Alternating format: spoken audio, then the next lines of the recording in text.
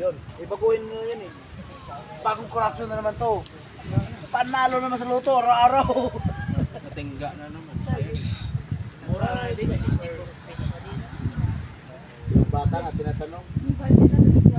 Yung bata nga tinatanong sa Facebook, ano ang pinakamurang bigas?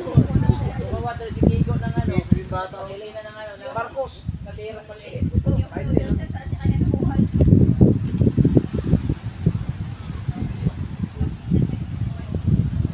Ganda.